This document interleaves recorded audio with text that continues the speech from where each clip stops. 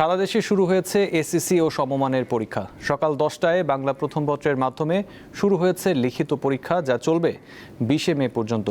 এরপর ব্যবহারিক পরীক্ষা হবে 7 থেকে 14 জুনের মধ্যে। এবার 30,666টি শিক্ষা প্রতিষ্ঠানের 18,57,000 শিক্ষার্থী পরীক্ষায় অংশ নিচ্ছে। এর মধ্যে 9,30,305 জন ছেলে আর মেয়ে 9,27,039 জন। পরীক্ষার সময় নিরবিচ্ছিন্ন বিদ্যুৎ সরবরাহ থাকবে। এছাড়া পরীক্ষার্থীদের নির্বিঘ্নে চলাচলে কেন্দ্র এলাকা যানজটমুক্ত রাখার নির্দেশনা দেওয়া হয়েছে।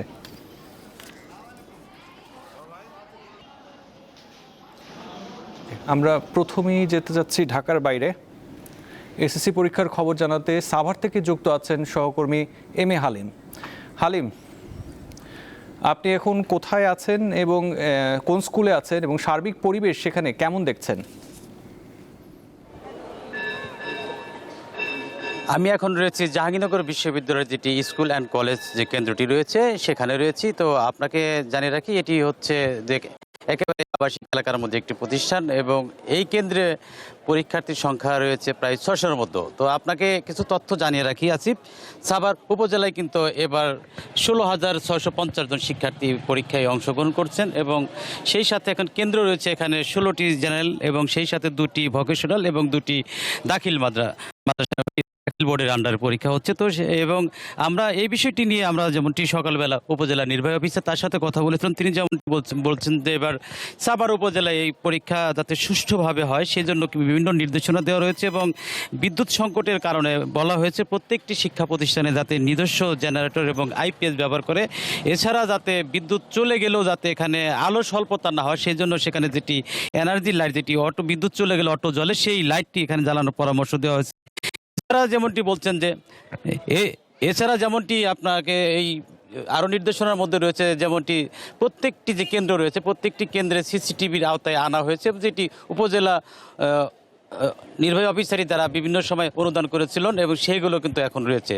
এবং এই সাভার জাহাঙ্গীরনগর বিশ্ববিদ্যালয়ের পাশাপাশি কিন্তু অন্যান্য যে কেন্দ্রগুলো রয়েছে, বিশেষ করে সাভার অধচন্দ্র উচ্চ বিদ্যালয়, এখানে উপজেলা প্রশাসনের পক্ষ থেকে সেখানে 10টার দিকে তারা সেখানে থাকবেন এবং সেই সাথে তাতে এখানে আইনশৃঙ্খলা বাহিনীর বিষয়টি দেখভালের জন্য এখানে কিন্তু সাভার আশুলিয়া থানার যে পুলিশরা রয়েছে তারা কিন্তু এখানে দেখভাল করছেন। আমরা দেখতে পেয়েছি এখানে পরীক্ষার্থী যারা ছিল প্রত্যেকটি কেন্দ্রে কিন্তু 9টার মধ্যে অনেক প্রবেশ করেছে।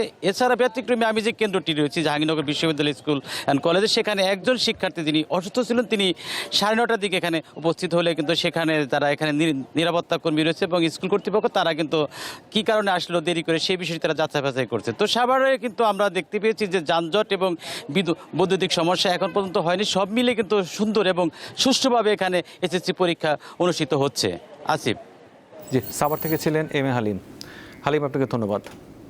এবারে জানবো নওগাঁর এসএসসি পরীক্ষার খবর। আমাদের সঙ্গে যুক্ত হচ্ছেন সহকর্মী আব্দুর রৌফ।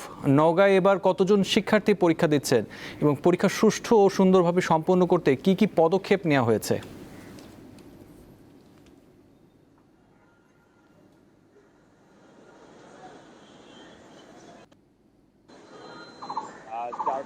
আপনি যেমনটি বলছিলেন, এবার নওগাঁর 11টি উপজেলায় 66টি কেন্দ্রে এসএসসি ও সমমানের পরীক্ষা অনুষ্ঠিত হচ্ছে এবং মোট 30,469 জন পরীক্ষার্থী অংশগ্রহণ নিচ্ছে। এখন কিছুক্ষণ আগে পরীক্ষা ইতিমধ্যে শুরু হয়ে গেছে। প্রতিটা কেন্দ্রে শিক্ষার্থীরা তাদের পরীক্ষার যে প্রাথমিক কার্যক্রম শুরু করা হয়েছে এবং এখনো পর্যন্ত নওগাঁতে পূর্ণ পরিবেশ পরীক্ষা অনুষ্ঠিত হওয়ার খবর পাওয়া গেছে এবং এবার কিন্তু নওগাঁর প্রতিটা পরীক্ষা কেন্দ্রে সিসিটিভির আওতায় নিয়ে আসা হয়েছে এবং এছাড়া পরীক্ষা চলাকালীন সময়ে যেন কোনো প্রকার বৈদ্যুতিক লোডশেডিং এর সৃষ্টি না হয় সেই বিষয়ে কিন্তু বিদ্যুৎ কর্তৃপক্ষকে সঙ্গে আলোচনা করেছে জেলা প্রশাসনের পক্ষ থেকে। আমি এখন দাঁড়িয়ে আছি নওগাঁর বালিকা উচ্চ বিদ্যালয় একটি পরীক্ষা কেন্দ্রে, সেখানে আপনার আছে এখানে পরীক্ষা চলমান আছে এবং এখন কথা জানবো যে একটি পরীক্ষার কেন্দ্রে সুষ্ঠু সুন্দরভাবে পরীক্ষা অনুষ্ঠিত হওয়ার ক্ষেত্রে কি কি পদক্ষেপ নেওয়া হয়েছে সেই বিষয়ে জানবো এখানকার দায়িত্বশীল কর্মকর্তার কাছে। ধন্যবাদ জ্ঞাপন করছি দীপ্ত টিভিকে। আমরা এখানে 144 ধারা জারি করেছি এবং এখানে আমাদের একটা বিষয় আছে, সেটা হচ্ছে আমরা সিসি ক্যামেরার আওতায় নিয়ে এসেছি এবং 100%। এবং আমাদের এখানে আরও বিষয় আছে, সেটা হচ্ছে ট্যাগ অফিসারকে আমরা প্রত্যেকটা কেন্দ্রে রাখা হয়েছে এবং আইন শৃঙ্খলা যেন সুষ্ঠু সুন্দর থাকে সেটার জন্য আমাদের প্রশাসনের ব্যবস্থা নেওয়া হয়েছে। এবং এখানে রানীনগরে 4টা কেন্দ্রের মধ্যে প্রায় 2083 ছাত্রছাত্রী পরীক্ষায় অংশগ্রহণ করেছে আমরা এখানে সুষ্ঠু সুন্দর পরিবেশে পরীক্ষা নেওয়ার জন্য এবং অংশগ্রহণ করার জন্য সকলকে আমরা বিনীত অনুরোধ করছি। এবং আরেকটা বিষয় করেছি আমরা, সেটা হচ্ছে মাইকিং করেছি আমরা, যেন সুন্দর পরিবেশে আমরা এখানে পরীক্ষা নিতে পারি আর কি। এছাড়া এখন পর্যন্ত কোনো শিক্ষার্থী আসেনি কিংবা মানে কোনো দুর্ঘটনায় যানজটে আটকা পড়েছে এই ধরনের কোনো খবর কি তথ্য আপনার কাছে আছে? না, এই ধরনের কোনো তথ্য আমার কাছে নেই এবং আমাদের সকল পরীক্ষার্থী এখানে অংশগ্রহণ করেছে এবং সবাই এসেছে।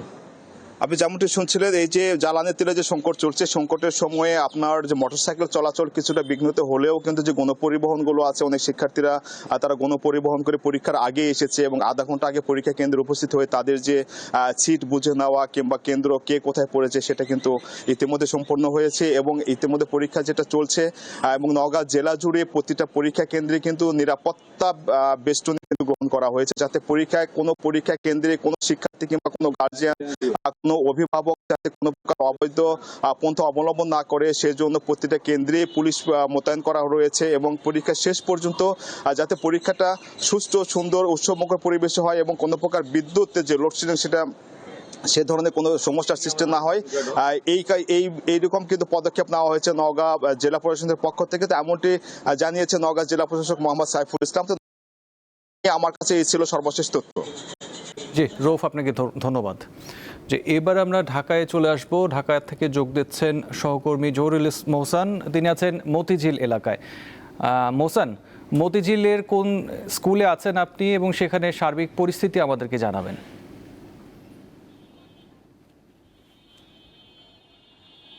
আসিফ, এখানে ঠিক 10টা বাজে কিন্তু এসএসসি পরীক্ষা শুরু হয়ে গিয়েছে এবং আমরা দেখেছি এবার কিন্তু সকাল 8টা থেকেই কেন্দ্রে প্রবেশ করার যে নিয়ম করা হয়েছিল, যাতে শিক্ষার্থীরা নির্বিঘ্নে হলে এসে পৌঁছায়। এবং সকাল 8টা থেকেই আমরা দেখেছি শিক্ষার্থীরা কেন্দ্রে আসা শুরু করে এবং কিছুক্ষণ আগেই আসলে 10টা বাজেই পরীক্ষা শুরু হয়েছে এবং বাইরে আমরা দেখছি যে শিক্ষার্থীদের অভিভাবকরা এখানে অপেক্ষমান রয়েছে। আমি এখন রয়েছি রাজধানীর BTCL আইডিয়াল হাই স্কুলে।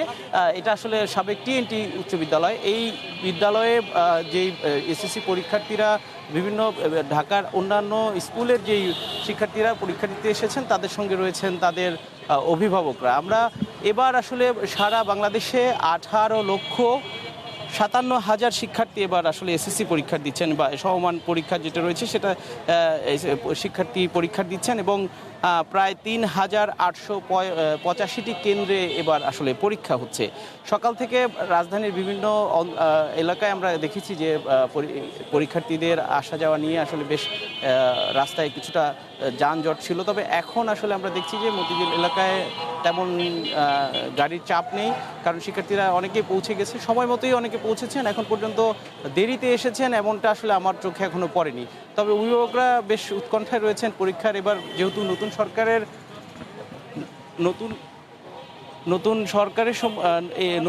দায়িত্ব নেওয়ার পর এই প্রথমবার আসলে পরীক্ষা হচ্ছে এবং এই পরীক্ষার এবার যারা শিক্ষার্থীরা অংশ নিয়েছেন তারা বলছিলেন যে আসলে এবার একটু গরম পড়েছে এবং লোডশেডিংয়ের ধকল রয়েছে। তো সব কিছু মিলিয়ে তারা আসলে পরীক্ষা দেওয়ার জন্য তারা বলছিলেন যে আসলে এই পরীক্ষাটা কেমন হবে বা প্রশ্নপত্র কেমন হবে সেটা নিয়ে তারা বেশ উৎকণ্ঠা রয়েছে। আমরা একজন অভিভাবকের সাথে কথা বলতে চাই। আপনার পরীক্ষা দিচ্ছে কে এবং কি আসলে আপনি তো বাইরে রয়েছেন, ভেতরে পরীক্ষা দিচ্ছে, কেমন লাগছে, আসলে উদ্বেগ রয়েছে কিনা? আসলে বিষয় হচ্ছে, আমি গতকালকে এসেছিলাম এখানের স্কুলের প্ল্যানিংটা দেখার জন্য যে তারা কীভাবে পরীক্ষা নিয়েছেন। আমাকে প্রধান শিক্ষক সব জানিয়েছেন যে এখানে প্রতিটা রুমে রুমে সিসি ক্যামেরা অন্তর্ভুক্ত আওতায় আনা হয়েছে, যেটা কিনা মানে এটা বাড়তি ভয় হিসাবে অনেকটা কাজ করতেও পারে। যে সিসি ক্যামেরা থাকা এটা দোষের কিছু নয়, কিন্তু এটাকে অতি বাড়াবাড়ি করাটা এটা একটা দোষণীয়। পরীক্ষা দিতে আসার ক্ষেত্রে যানজটে পড়েছিলেন কিনা এই ধরনের? না, আমার বাসা হচ্ছে মুগদাতে। আমার ছেলে মুগদা মডেল হাই স্কুল থেকে এসএসসিতে পরীক্ষা অংশ নিচ্ছে এবং আমি যখন বাসা থেকে বের হই আমি অত্যন্ত সুকৌশলে যাতে জ্যামে না পড়ি সেই জন্য 2টা পার্টে ভাগ করে এসেছি। প্রথম পার্টে কমলাপুর ওভারব্রিজ হয়েছে এবং সেকেন্ড পার্টে ওভারব্রিজ পার হয়ে আমরা একটু আরেকজন অভিভাবকের সাথে কথা বলতে চাই। এখন তো আসলে গরম এবং লোডশেডিংয়ের সমস্যা রয়েছে, তো পড়াশোনা বা প্রিপারেশন নিতে কোনো সমস্যা হয়েছিল কিনা আপনার? জি, মোটামুটি প্রিপারেশনের মধ্যে একটু সমস্যা দেখা দিচ্ছে, কারণ যেহেতু ছেলেবেলায় এখন একটা তাদের পরীক্ষা পরীক্ষার জন্য তারা ঠিকমতো লেখাপড়া করতে গেলে লোডশেডিং হয়। লোডশেডিংয়ের পরিবর্তে জেনারেটরের যে ব্যবস্থা আছে, বর্তমানে তেলের সংকটের কারণে জেনারেটরও ঠিকমতো চালাতে পারি না, তাই অবশ্যই একটু সমস্যা হচ্ছে ইনশাল্লাহ। আপনার যেই সন্তান পরীক্ষা দিচ্ছেন তার আসলে প্রিপারেশন কেমন ছিল বা প্রিপারেশনে কোনো সমস্যা হয়েছে কিনা, যেহেতু এবার একটু বলবেন। না, অনেক ভালো, আলহামদুলিল্লাহ। আগের চাইতে অনেকটা ভালো। আমি মনে করি যে আগের পরিবেশের চাইতে এখনকার পরিবেশ অনেক ভালো। এই পরিবেশ যদি থাকে, এটা যদি ধরে রাখা যায় তাহলে অনেক ভালো হবে এবং বাচ্চাদের ঠিক টাইমলি আসা হয়েছে এবং ওদেরকে আগে অনেক ঢুকতে দিত না, এখন তারা 8:30টার ভিতরে ঢুকতে দিচ্ছে, প্রবেশ করতে দিচ্ছে এবং ঢুকে যাওয়ার পরে ওরা রিল্যাক্সে ওদের সিট খুঁজে পাচ্ছে এবং সুন্দরভাবে আশা করি ওদের পরীক্ষা ভালো হবে। আশা করি খুবই ভালো, পরিবেশ অনেক ভালো, যানজট আগের চাইতে অনেক ভালো। আপনাকে ধন্যবাদ। আসিফ, আমরা কথা বলছিলাম শিক্ষার্থীদের অভিভাবকদের সাথে, তো বলছিলেন যে এবারের পরিবেশ বেশ ভালো, তবে লোডশেডিংয়ের জন্য অনেকের পরীক্ষার প্রস্তুতি নিতে বেশ বেগ পেতে হয়েছে। এই ছিল আসলে আমার কাছে সর্বশেষ। জি, ধন্যবাদ মোহসান।